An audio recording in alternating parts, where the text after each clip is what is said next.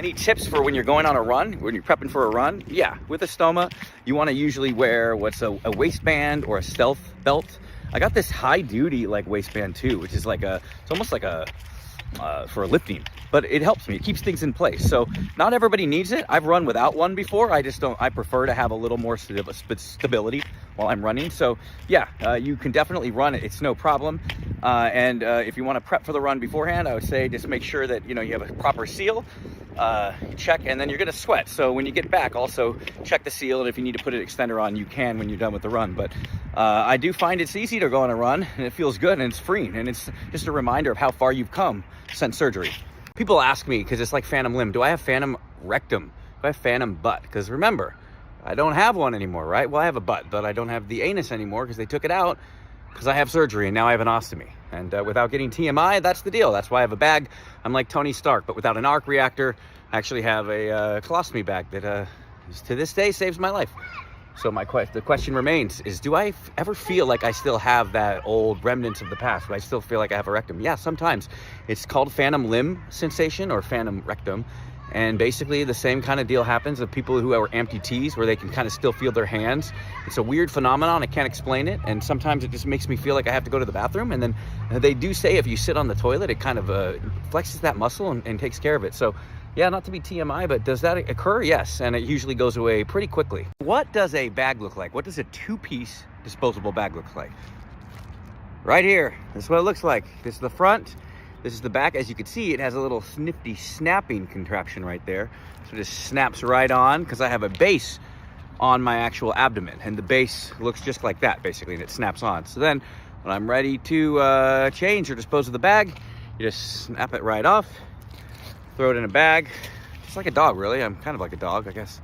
We've all had our own journeys, whether we've had cancer surgery, whether we are still undergoing chemo or radiation. Maybe you've had stoma surgery and you're just getting you're getting used to life with your new stoma or your colostomy. I want you to know it gets better. For me, it was 4 years ago, and those first couple months, very hard, getting used to it, getting adjusted to it. But here I am 4 years later, and I'm able to be with my family here in Tahoe, enjoying the views of Lake Tahoe right here, and just wanted to take a moment here to remind you that first of all, you're loved. Secondly, you have a team behind you. And thirdly, you have me behind you. So if you have any questions, you're feeling down, or you need to pick me up, message me, comment on my channel, whatever you want to do on the social media. I'll make sure I reply to everyone. I just want to let you know that we're here for you. 2026 is going to be your year. I am walking proof that we could have a second chance at life, whether it's through a stoma or beating cancer, and you can too. Here are the top 3 things that I would suggest. First of all, number 1, you want to make sure that when you get out of the shower, you want to dry. You want to be dry. You don't want to be in a rush. Don't put your base on your flange with moisture, because they're stickers, and stickers do not like moisture. So make sure you're dry there. No lotions or anything like that as well. Prep your skin for it. Number 2, you want to make sure when you roll, you get ready to go, is you want to heat it up. You want to warm it up. So the way you can warm it up, I like to do, is a hair dryer. Put the hair dryer on it, and that'll help kind of get that sticky solution to stick to your skin. So hair dryer, you can warm up your hands and apply pressure. And number 3 is you can get extenders, tape, even medical tape. You can wrap it around the base area, and that'll also help prevent leaks. So those are my top 3 ways that you can prevent leaks. Let me know in the comments below if you have any other ideas. I still get comments every day saying that I try to make things sound too easy, that I'm a little too positive about things, but you know what? I don't care.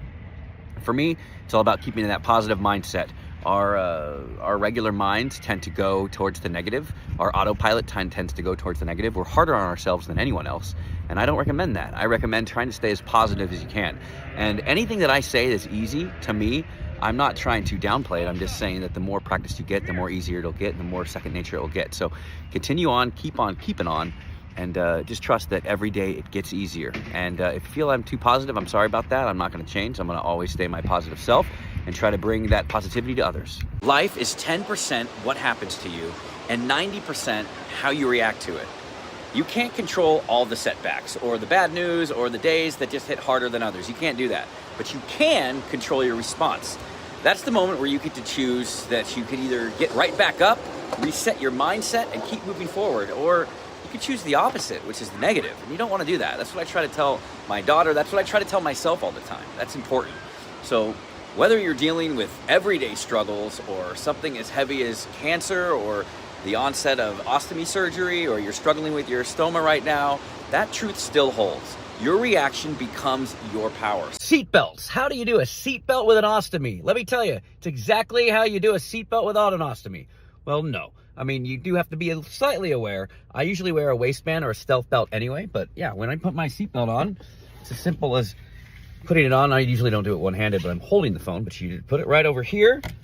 And the bottom part of it, you just want to make sure is either above or below where your ostomy is. You can even put it over it, especially if you have a waistband. Now, if you don't have a waistband or a stealth belt and you have it, just be careful when you're like nudging it off, or if you like when you take it off, that it doesn't catch under the ostomy bag, because that's not fun. It could pop it off.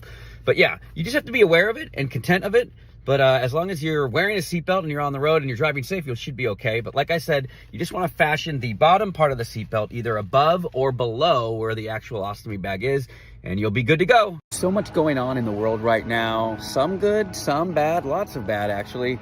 It's important to remember to be kind and good to yourself. We are our own hardest critics. We are so hard on ourselves, and we beat ourselves up about every little thing, and especially in what we are doing as far as being ostomates, having an ostomy or surviving cancer.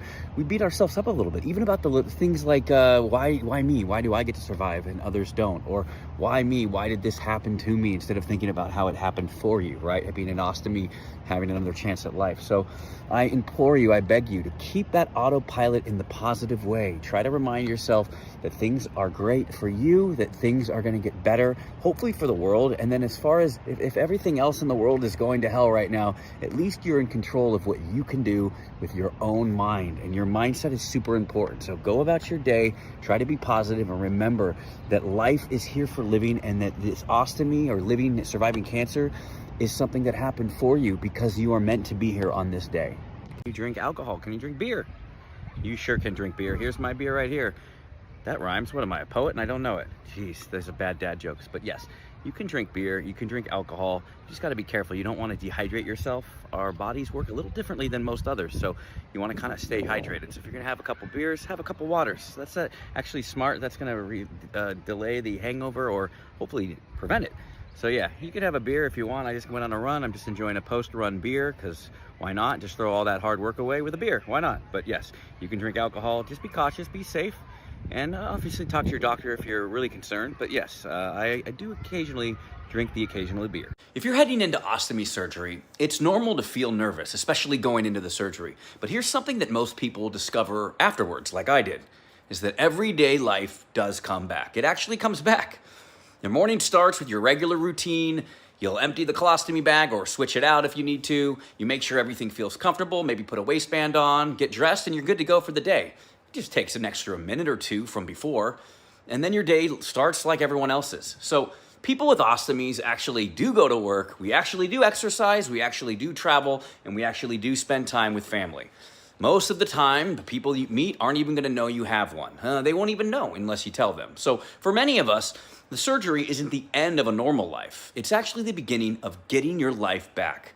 It's less pain, more control, and the chance to fully live life again. It's early, I'm too tired, I have too much work to do today. There's all the excuses, all the mental chit-chat you could have going on in your head to tell you not to do something. But if you just force yourself to get up, put your head down, move forward, you can accomplish anything. I woke up today, I was tired, I was like, oh, I'm gonna skip my workout. No, can't do that. I'm not gonna do that. I'm gonna keep going. That's the same in daily life when you're talking about recovering from cancer surgery, or recovering from your stoma surgery, or even fighting cancer, having chemotherapy. Just put your head down, push forward every day. That's what I did during my treatment. It was not fun, it was hard. Some days I didn't want to get out of bed, but you force yourself to. You remind yourself why you're doing it. You do it for your family, you're doing it for whatever reason. But you keep going. Walking in downtown Tahoe with my lovely wife. Our friends are watching our daughter for a little bit. I just wanted to say, these are the moments. These are the moments you want to fight for. You want to fight for it every tooth and nail as you go through your cancer journey, as you go through your surgery recovery. Just remember why you're fighting. I'm fighting for this.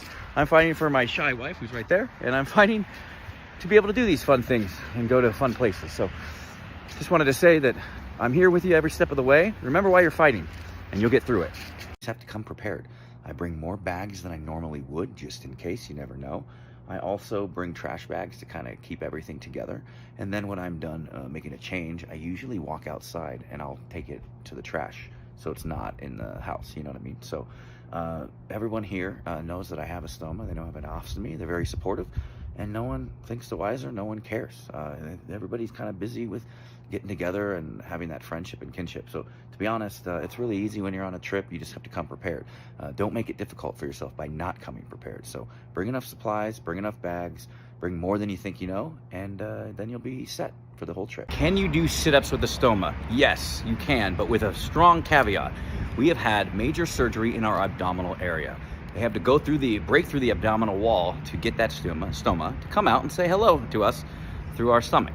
So yes, we've had major abdominal surgery, so we are more prone to hernias. So while I would say you can work out and you should work out and you could do ab workouts, that's the one thing I kind of don't work out aggressively. And you can talk to your doctor and see what alternates you can do, or if you can even do them. But with ab workouts, I'll still do sit-ups. You could do sit-ups, like you could still be in shape, but I would just be careful about how hard you go at the abs, because that is the one area of our body which, even when healed, is prone to something like a hernia. So talk to your doctor again, but you can stay active and you can stay fit. And when it comes to ab workouts and sit-ups, I would practice caution and maybe even talk to your doctor. I'll say this, life is good. Life is good. Think about how far you've come today, whether you're doing whatever it is. For me, it's like having cancer and beating it. For you, it might be getting your job and now you're getting a big promotion. I would just say, think back on the journey and relish in the challenges that you've had. It hasn't been easy. It hasn't been an easy journey for me. Life's never a picnic, and I'm sure life hasn't been a picnic for you. So I just want you to think back on the journey and how far you've come, and be proud of where you are today. And that people around you love you. They do. They support you. They're rooting for you. I know a lot of people think that the world's against them, and sometimes I understand why. I'm not discounting that feeling. But most people around you, they're supporting you. They want you to do well. I want my friends to do well. I love when I see my friends succeed, and I hope to see each and every one of you succeed too. So yeah, just be thankful, be grateful, and remind yourself of how far you've come and how far you'll continue to go. I have been knocked out sick the last couple of weeks, but I did want you to remind you of one thing. You needed to hear something very important this week. It's very important, and you got to hear it. But just before I get to that, I just wanted to say, I've been sick the last couple of weeks. It's tough trying to keep up with videos, so I was kind of going to the backlog and finding old videos on my phone that I hadn't released yet. But hopefully you guys are all doing okay. And the important thing that you need to hear today on this Monday, the start of a brand new week, is that this life, this stoma life, is the start of a brand new you. That's what it was. That was not something that happened to you, it happened for you. And today is a reminder of it, because you get to wake up today and you get to kiss your kids. You get to go to work. Maybe you don't like work, but you still get the opportunity to go to work. You get the opportunity to live your life. And that's something that our ostomies, our colostomies, our stomas provided for us. So just wanted to give you that quick reminder. I've been out of commission, and I missed you guys and girls, and I hope to be back in action more regularly real soon. Kind of exciting news. Ostomy.org reached out to me. They liked my story, and so they asked me to share my story on ostomy.org, www.ostomy.org, which is a great resource. That's literally one of the things that I've looked into when I was leading up to my cancer surgery, my ostomy surgery. I was going on colonclub.com, I was going on ostomy.org. I was trying to find answers to some of the questions that I had, trying to give me peace of mind. And that's what, here's the reminder for you today, is if you have a surgery coming up, if you think you might be having an ostomy, it's best to do the research ahead of time.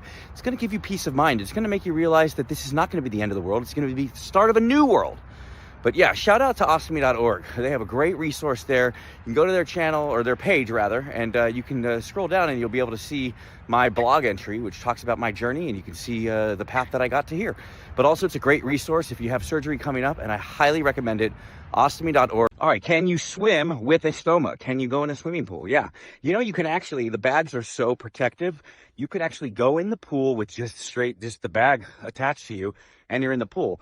I'll wear a stealth belt when I go in the pool, or a waist wrap, which kind of covers it up. And to other people, all it looks like is that I have an abdominal injury, really. They don't know what a stoma is anyway. But you can, I've seen people and rock it. I love it. You can go out to the pool or the beach. You know, I'll have my bag out if I'm like laying out on the chair or whatever, just to get tan around the area where the bag is. But you can absolutely go swimming. You can go in a hot tub. You know, you could wear barrier extenders too, just to make sure, peace of mind. You want peace of mind, but it's not like you're going to go in the pool and magically your bag's going to float away. You're going to be fine. You can enjoy all the things you used to do before, and that includes swimming and soaking